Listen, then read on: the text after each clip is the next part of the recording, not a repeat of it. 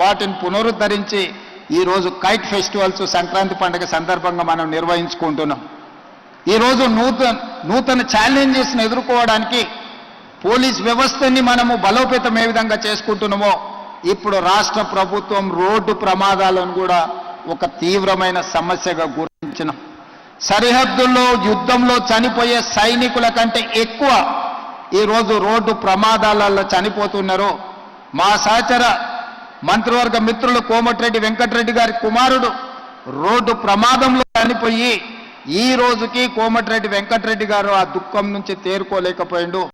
మరొక మా సహచర మంత్రివర్గ సభ్యుడు India cricket captain Mohammad Azharuddin కొడుకు రోడ్ యాక్సిడెంట్లో చనిపోయిండు.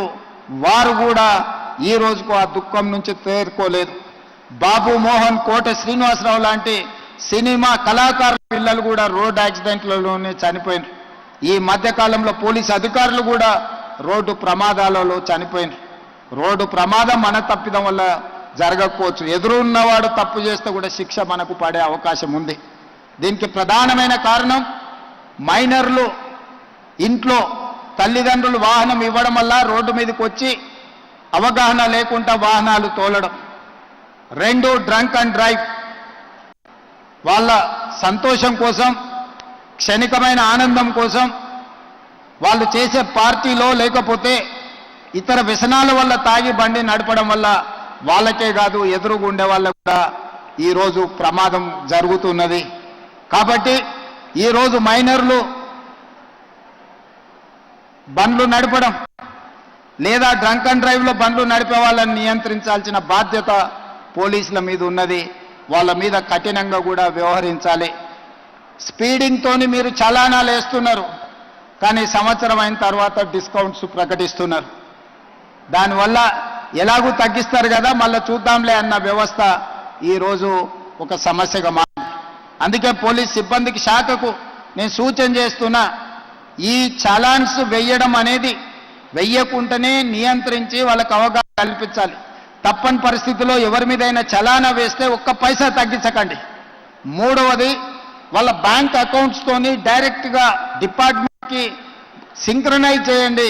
ఎప్పుడు చలానా పడితే ఆటోమేటిక్గా వాళ్ళ అకౌంట్లోకి వెళ్ళి డిడక్ట్ అయి పోయే విధంగా ఈరోజు బండి రిజిస్ట్రేషన్కి వచ్చినప్పుడే ఆ బండి యజమాని యొక్క ఖాతాను మీరు తీసుకోండి. బ్యాంక్ అకౌంట్ను అటాచ్ చేయండి. ఏ బండి అయితే స్పీడింగ్ చేస్తుందో, ఏ బండి అయితే సిగ్నల్ జంప్ చేస్తుందో, ఏ బండికి అయితే చలానా పడుతుందో ఆటోమేటిక్గా ఆ యజమాని అకౌంట్లో నుంచి నగదులు బదిలీ అయ్యే విధంగా మీరు ఈరోజు టెక్నాలజీని వాడుకోండి.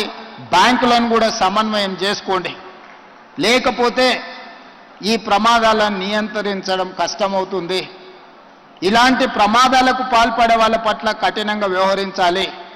పిల్లలకు వాహనాలు ఇచ్చి ప్రమాదాలకు కారణమైతే వాహన యజమాని మీద కూడా కేసులు కట్టాలి. అప్పుడే చిన్నపిల్లలకు అందుబాటులో వాహనాలు పెట్టడం మానేస్తారు. ఇవన్నీ జరగాలంటే ప్రాథమిక విద్యలోనే పిల్లలకు అవగాహన కల్పించాలి. ఈరోజు పోలీసుతో పాటు రవాణా శాఖకు సంబంధించిన వాళ్ళు కూడా హెవీ లోడ్ ఈ మధ్యకాలంలో చూసినాం. ఒక క్రషర్, ఒక టిప్పర్ హెవీ లోడ్తో తీసుకెళ్లి ఆర్టీసీ బస్సును గుద్దితే 30-40 మంది బస్సులో ఉండే అమాయకులు చచ్చిపోయినారు.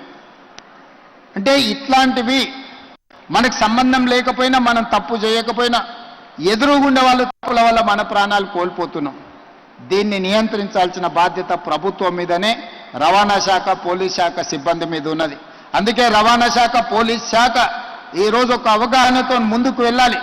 రాష్ట్ర ప్రభుత్వంలో రోడ్ సేఫ్టీ అథారిటీ ఉన్నది. ఒక అడిషనల్ డీజీ ఆఫీసర్ నేస్తున్నాం. ఆ పోస్టింగ్ ఎలా ఉందంటే పనిష్మెంట్ పోస్టింగ్ కింద వేసినట్టుగా ఉంది. చాలామంది ఆ పోస్ట్ వేయంగానే అతన్ని పనిష్మెంట్ కింద వేసినట్టుగా భావిస్తున్నారు. ఇప్పటి నుంచి దాన్ని రివైవ్ చేయదలుచుకున్నాము.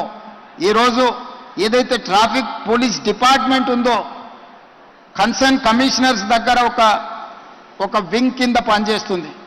ఆ వింగ్ ఎలా ఉందంటే కమిషనర్ గారు ఒకవేళ ప్రత్యేకమైన శ్రద్ధ చూపిస్తే తప్ప ఈ ట్రాఫిక్ నియంత్రించడానికి కష్టమవుతుంది. It is like an 6th finger.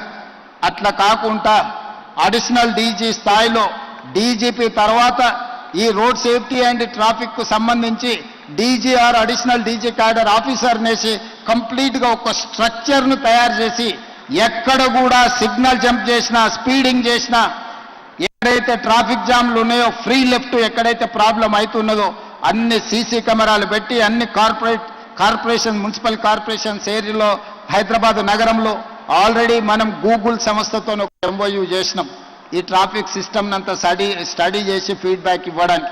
ఈరోజు మన కమాండ్ కంట్రోల్ రూమ్ ఉన్నది బంజారాహిల్స్లో. అన్నిటిని కూడా సాంకేతిక నైపుణ్యంతోని, ఈ సాంకేతిక నైపుణ్యాన్ని ఉపయోగించుకొని ఈ వ్యవస్థను బలోపేతం చేయాల్సిన అవసరం ఉంది. రీసెంట్గానే నేను పోలీస్ టాప్ ఆఫీసర్స్కి ఇన్స్ట్రక్షన్స్ ఇచ్చిన ఈ ట్రాఫిక్ సంబంధించిన కంప్లీట్ వ్యవస్థను మనం ఈరోజు పూర్తిగా నిర్ణయం తీసుకునేది ఉంది. ఎట్లయితే హైడ్రా, ఎట్లయితే ఈగల్, ఎట్లయితే సైబర్ క్రైమ్ని మనం స్ట్రెంగ్తెన్ చేసినామో ఈరోజు ట్రాఫిక్ నియంత్రించడానికి కూడా పోలీస్ డిపార్ట్మెంట్ను ఈరోజు నియంత్రించాలి. ఒకప్పుడు లా అండ్ ఆర్డర్ ప్రాబ్లం ఉండే, లా అండ్ ఆర్డర్లో మర్డర్స్ ఇట్లాంటివి ప్రాబ్లం ఉండే.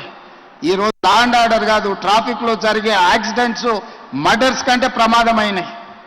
ఒక్కొక్కసారి 20 మంది 30 మంది కూడా ఒక ప్రమాదంలో చచ్చిపోతుందంటే ఇవన్నీ మనుషులు చేసిన తప్పిదాల వల్ల జరుగుతున్న హత్యలుగానే భావించాలి. వీటిని నియంత్రించాలి అంటే ట్రాఫిక్ విధి విధానాలను ట్రాన్స్పోర్ట్ కమిషనర్ గారు కూడా విధి విధానాలను కంప్లీట్గా ప్రక్షాళన చేసుకొని ఒక నూతన చట్టాన్ని తెచ్చుకోవాలి. ఈ నూతన చట్టం పాఠశాల స్థాయిలోనే విద్యార్థులకు అవగాహన కల్పించాలి, వాళ్ళ బాధ్యతను పెంచాలి.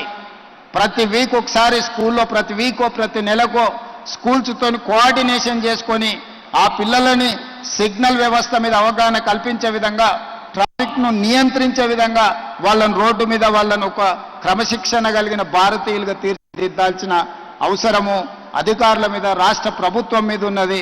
తప్పకుండా వీటన్నిటిని ప్రక్షాళన చేస్తాం. ఈ రకంగా తెలంగాణ రాష్ట్ర ప్రభుత్వం ఇప్పుడు ట్రాఫిక్ సమస్యని, యాక్సిడెంట్స్ని, రోడ్ సేఫ్టీని ఒక ప్రధానమైన ఎజెండాగా తీసుకుంటుంది.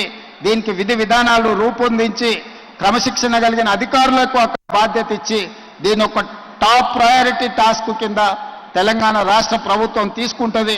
దానికి సంబంధించిన చర్యలు తీసుకోవాల్సిందిగా డీజీపీ గారికి సూచన చేస్తూ ఒక మంచి కార్యక్రమాన్ని అలైవ్ అనే కార్యక్రమాన్ని తీసుకొని అవగాహన సదస్సు కార్యక్రమాన్ని ఏర్పాటు చేసినందుకు పోలీస్ శాఖను అభినందిస్తూ మీ అందరి దగ్గర సెలవు తీసుకుంటున్నా.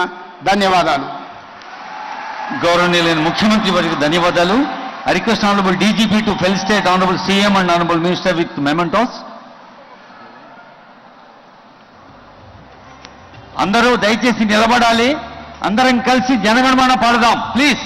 విద్యార్థులు ఇందాకే అనుకున్నాం, తెలంగాణ అంటే డిసిప్లిన్, తెలంగాణ అంటే డివోషన్, తెలంగాణ అంటే డెడికేషన్. శ్రీవాణి గారి పాట కొనసాగుతుంది. పాట